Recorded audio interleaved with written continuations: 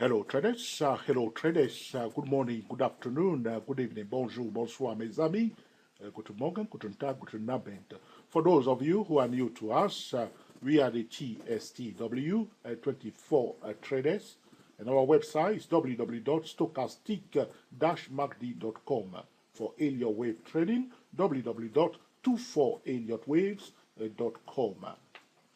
The title of this video is how to count Elliott waves, guidelines number 1. All right, guidelines number 1. So the most important thing in the wave counts is the beginning of the wave count. So you want to get it right. So if you are not able to count the first Elliott wave, you are likely, okay, to make a mistake. All right. So it's so important to know how to identify the first wave. Without the first wave, there is no second wave, no third Elliott wave. So this series of video that we are calling how to count Elliott waves, guidelines 1, guidelines 2, guidelines 3, and so on, I'm going to share with you what are the steps that you need to look for, what are the steps that you need to take, okay, in order to identify correctly the first Elliott wave. All right? Very, very important, very simple, but also powerful.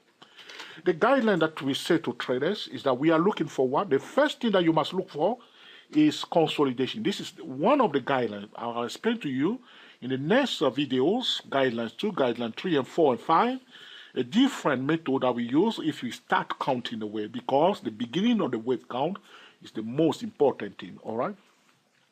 So the guideline, the number 1 guideline to start counting wave is that you want to see a consolidation. Prior consolidation, okay? Very often, the first Elliott wave will break out of the consolidation zone, followed by the second wave that will try to retest the top of the consolidation zone. And then from here, if the market sentiment is bullish, if the fundamentals are supporting the third Elliott wave, then we will have the third Elliott wave. So in the guideline number 1, we are looking for consolidation, breakout, retest, and then continuation. Very simple. This is the first guidelines for Elliott wave count. You can see here, I'm on a monthly chart for Nike stock. There was a bit of, it's not very clear here because sometimes you can't see the whole thing, okay? But usually you see a consolidation, then you see first wave, second wave, all right? Consolidation, breakout, resistance on the left-hand side must be taken out by the first wave. The nearest resistance around the consolidation zone, we want at least the first Elliott wave to break them. Very, very important. The nearest resistance on the left-hand side here should be taken out. Very, very important. And then the second wave should not cancel the first wave. We will prefer it to retest it here. The top of the consolidation, sometimes it may go and retest the median line of the consolidation. The most important thing is that the second wave should not pull back to the beginning of the first wave. So this is the first guideline, consolidation. You will see that, okay, if you are trading for us, you will see that when London is about to open, because the Asian session is usually a consolidation, and then London is open, you see a breakout of the consolidation. So what you will see, for instance, you go to the 5 minute, 10 minutes, or 15 minutes chart, you may see a consolidation before London is open, or before New York is open, or before Hong Kong is open, whether you are trading stock or whatever, you may see a consolidation, and then you see a breakout.